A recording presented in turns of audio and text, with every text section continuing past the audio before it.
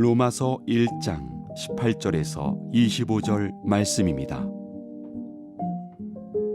하나님의 진노가 불의로 진리를 막는 사람들의 모든 경건하지 않음과 불의에 대하여 하늘로부터 나타나나니 이는 하나님을 알만한 것이 그들 속에 보임이라. 하나님께서 이를 그들에게 보이셨느니라. 창세로부터 그의 보이지 아니하는 것들 곧 그의 영원하신 능력과 신성이 그가 만드신 만물에 분명히 보여 알려졌나니 그러므로 그들이 핑계하지 못할지니라. 하나님을 알되 하나님을 영화롭게도 아니하며 감사하지도 아니하고 오히려 그 생각이 허망하여지며 미련한 마음이 어두워졌나니 스스로 지혜 있다 하나 어리석게 되어 썩어지지 아니하는 하나님의 영광을 썩어질 사람과 새와 짐승과 기어다니는 동물 모양의 우상으로 바꾸었느니라. 그러므로 하나님께서 그들을 마음의 정욕대로 더러움에 내버려 두사 그들의 몸을 서로 욕되게 하게 하셨으니 이는 그들이 하나님의 진리를 거짓 것으로 바꾸어 피조물을 조물주보다 더 경배하고 섬김이라. 주는 곧 영원히 찬송할 이시로다. 아멘. 아멘. 하나님의 말씀입니다. 하나님의 진노의 심판, 내버려 두심이라는 말씀의 제목으로 로마서 새벽기도 두 번째 말씀을 전하겠습니다. 사도 바울은 사람들이 참 부담스러워하고 듣기 거북해하는 그런 주제, 곧 죄의 문제를 오늘 로마서에 사실 가장 중요하다라고 말할 수 있을 만한 그것도 아주 시작 부분에 심각하게 다루고 있습니다. 왜냐하면 여러분 죄의 문제를 다루지 않으면 salvation, 이 구원에 대한 부분으로 넘어갈 수가 없습니다. 저와 여러분들이 살아가는 삶의 현장 가운데 눈에 보이는 수많은 문제들이 일어나죠. 그런데 그 뒷면을 여러분 자세히 보십시오. 그러면 결국은 죄라고 하는 그 부분을 만나게 되어 있습니다. 그렇기 때문에 우리 개인의 삶이든 이 공동체의 일이든 죄에 대한 부분을 피해가지 말고 이것을 바르게 다루어야 돼요. 그렇지 않으면 하나님이 기뻐하시는 참된 축복으로 우리가 나아갈 수가 없습니다.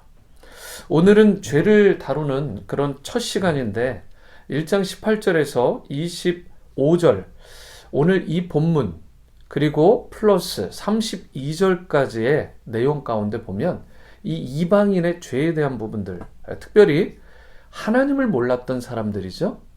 하나님을 몰랐던, 알지 못했던 자들의 그런 죄에 대한 부분들을 먼저 다루고 계십니다. 그래서 먼저 18절 말씀을 보시면 하나님의 진노가 불의로 진리를 막는 사람들의 모든 경건하지 않음과 불의에 대하여 하늘로부터 나타난다. 이렇게 말씀하고 있습니다. 여기에 먼저 하나님의 진노, wrath라는 단어가 나오는데 이것을 이 김서태 목사님의 강해집을 보면 이런 내용이 나와 있어요. 인간의 모든 불행의 원인은 바로 죄에 대한 하나님의 진노에 있다라고 말을 합니다.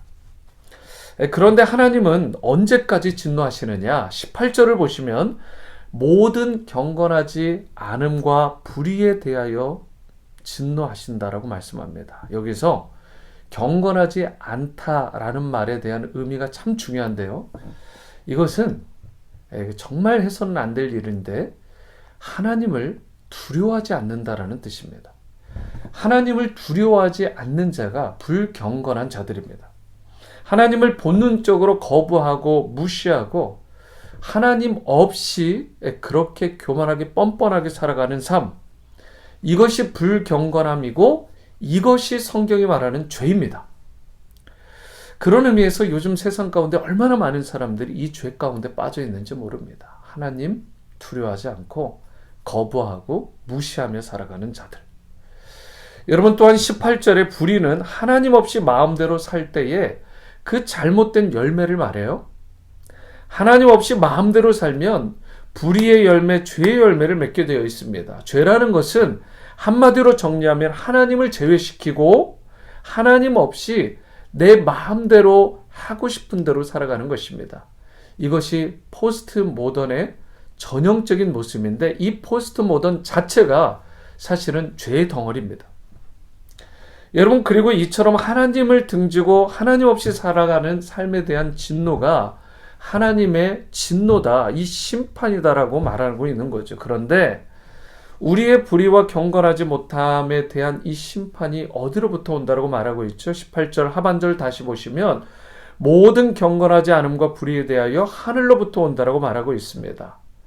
여러분, 이것은 사람이 주는 이 교도소를 집어넣는다든가 뭐 수갑을 채운다든가 이런 부분이 아니라 사실은 그 심판이 더 무서운 건, 더 두려운 건 하늘로부터 오는 것입니다.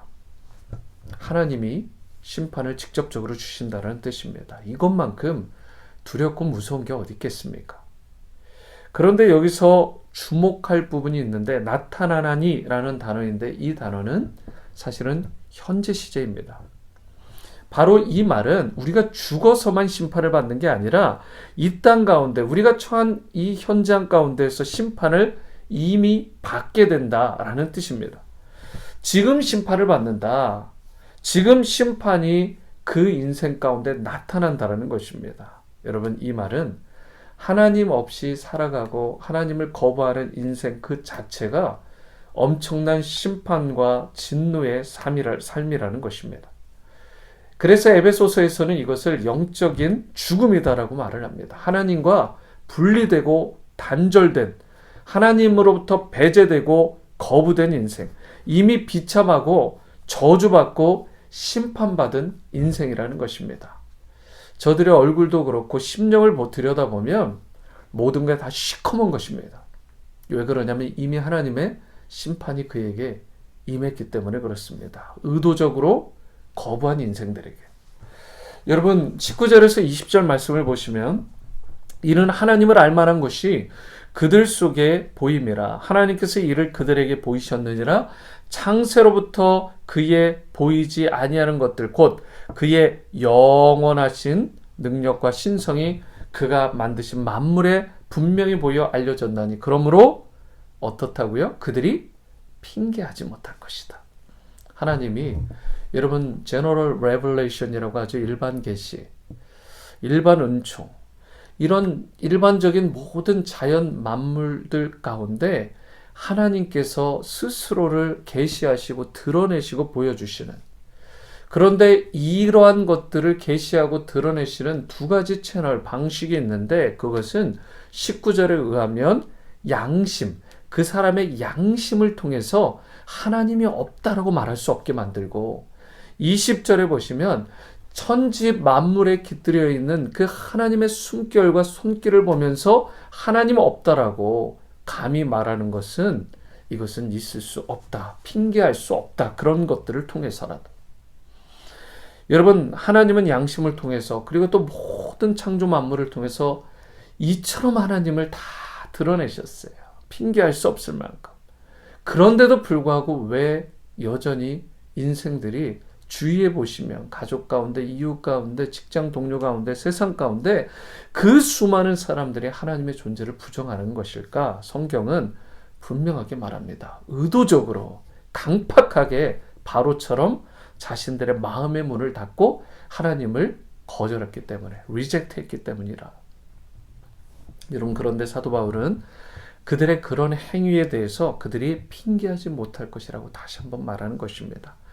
그래서 21절, 22절을 보시면 하나님을 알되 하나님을 영화롭게도 아니하며 감사하지도 아니하고 오히려 그 생각이 허망하여지며 미련한 마음이 어두워졌나니 스스로 지혜 있다 하나 어리석게 되어 하나님을 등지고 거부한 인생의 모습이 여기 나오는데 하나님을 영화롭게도 아니한다라는 이 말은 하나님을 찬양하지도 않고 경배하지도 않고 예배하지 않는다라는 것입니다. 한마디로 예배를 거부해버리는 것입니다. 그런데 예배를 거부하는 건 너무 확실하게 드러나는 것인데 예배를 등한시하는 것, 예배를 무시하는 행위, 예배를 함부로 하고 귀하게 여기지 않는 그러한 자세와 태도와 심령도 결국은 하나님을 등지고 거부하는 인생과 별반 차이가 없다라는 것입니다. 여러분, 예배를 등한시하는 것은 참 두려운 일입니다. 그런 의미에서 이렇게 새벽 기도를 통해서 하나님을 전심으로 예배하시고요. 그리고 여러분들 수예배를 통해서, 주일 예배를 통해서, 또 여러분 가정 예배를 통해서 삶의 현장에서 순간순간 모든 순간들을 통해 하나님을 예배하고 경배하는, 그리고 하나님을 찬양하는 그런 여러분들과 제가 될 수 있게 되기를 바랍니다. 여러분, 이렇게 마음이 강팍하고 두려운 자 참 무서운 건 감사함이 없대요. 하나님을 예배하는 영성도 없지만 감사함이 없습니다. 매사에 불평하고 원망하고 불만으로 가득 차 있고, 세상 불만, 무슨 불만. 여러분, 또한 미련한 마음이 있다라고 하는데, 그들은 선과 악이 무엇인지, 기준이 무엇인지를 도저히 분별하지 못합니다. 영적 분별력이 제로예요. 눈이 멀어버린 것입니다. 기쁨에 대한 감격이 없고요. 가치에 대한 감격이 없습니다. 그리고 스스로 문제 중에 문제는 지혜에 있다라고 생각해요. 내가 마치 가장 잘났고 가장 많은 것을 알고 있다라고. 여러분, 그래서 교만해진다라고 말을 하고 있습니다. 이것이 하나님을 거부하고 거절한 인생들의 티피컬한 모습이에요. 여러분, 그런데 이처럼 하나님을 예배하기를 거부하고요, 감사하지 아니하고 스스로 지혜 있다라고 생각하면서 교만한 자들의 그 결국이 어떻다라고 하느냐, 23절에서 25절과 같이 하나님을 버리고 우상을 선택하고 오히려 하나님을 숭배하는 게 아니라 우상을 숭배한다. 탐욕을, 욕망을 숭배한다. 돈을 숭배한다라고 말하고 있어요. 사랑하는 성도 여러분, 그렇기 때문에 우리는 온갖 탐욕과 욕망들을 좀 내려놓고 우상들과 함께 버리고 대신 하나님을 선택하고 그분을 경배하고 찬양할 수 있게 되기를 바랍니다. 그러면 주님께서 여러분과 저의 심령에 들어오시고요, 그때부터 죄로 인해서 깨어졌던 그 마음들이 이제는 하나 둘 상처가 싸매어지고, 왜 주님께서 우리의 마음을 만져주시니까, 치료해 주시니까 그때부터 참된 회복과 축복이 임하게 되는 것입니다. 외형이 아무리 화려하고 가진 것이 많다 해도 이 죄의 문제, 쓴뿌리의 문제, 깨어짐의 문제를 풀 수 있는 것은 여러분, 우리가 아니라, 다른 누군가가 아니라 바로 예수 그리스도만이 이 문제를 해결하실 수 있습니다. 주님께서 우리를 위해서 정말 이 문제를 풀어주시지 않으면 우리 인생은 결코 행복할 수 없습니다. 이 시간, 오늘 이 시간을 통해서 여러분들의 마음의 중심 가운데, 삶의 중심에 예수님이 임하시기를, 강력하게 임하시기를 바라고, 그분을 초청하시고 그분의 십자가 은혜로, 보혈의 능력으로 새롭게 여러분 빚어지는 은혜가 있게 되기를 바랍니다. 예수 그리스도의 십자가를 통해 포로된 마음들이 풀리고 자유케 되며 슬픔이 변하여 희락과 또 찬송의 옷으로 우리가 변화되는, 바꿔 입는 은혜가 있게 되기를 바랍니다. 십자가를 통해서 여러분들에게 지금 잊고 있는 그런 문제들, 인생의 문제들, 장애물들이 해결될 수 있게 되기를 바라고, 진정 주님께서 주시는 완전한 치유와 회복이 여러분들의 삶에, 그리고 여러분들의 가정에, 여러분이 속한 모든 삶의 터전 위에 풍성하게 임하게 되시기를 주님의 이름으로 축원합니다. 기도하십니다. 사랑과 은혜의 주님, 우리가 세상의 만물들을 통해서, 우리에게 주어진 양심을 통해서 감히 하나님이 없다라고 말할 수 없는데, 그 하나님이 없는 양 우리가 살아가는 그러한 모습이 있진 않은지, 인생에 문제가 있을 때 그 문제를 해결할 수 있는 것은 진정 예수 그리스도밖에 없음을 고백합니다.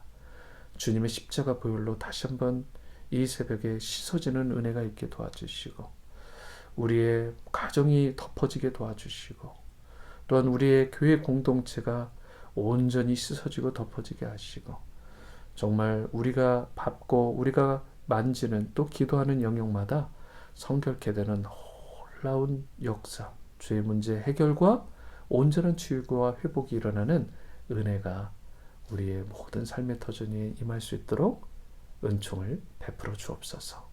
예수님의 이름으로 기도드립니다. 아멘.